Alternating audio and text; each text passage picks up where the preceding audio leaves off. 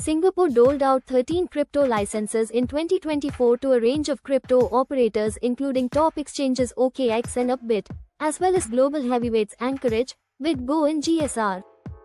Singapore forged ahead with efforts to formulate a digital assets hub in 2024, while rival financial center Hong Kong has struggled to gain traction.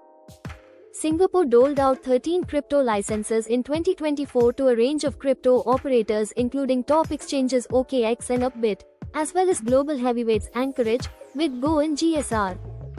That's more than double the licenses awarded by the city-state the previous year. A similar licensing regime in Hong Kong has been slow to progress. Both cities are bidding to entice digital asset firms to their shores with dedicated regimes, tokenization projects and regulatory sandboxes. Local authorities see in crypto the potential to boost the allure of their respective jurisdictions as global business hubs, but progress has been uneven.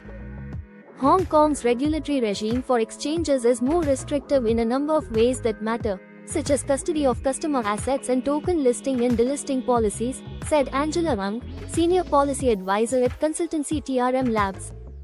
This may have tipped the balance in Singapore's favor. Approvals in Hong Kong have come slower than expected and regulators had signaled their intent to authorize more exchanges by year-end.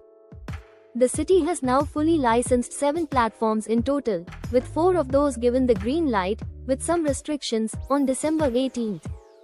A further 7 hold provisional permits. Prominent exchanges such as OKX and Bybit withdrew their applications for Hong Kong licenses. You may like 24 Vision.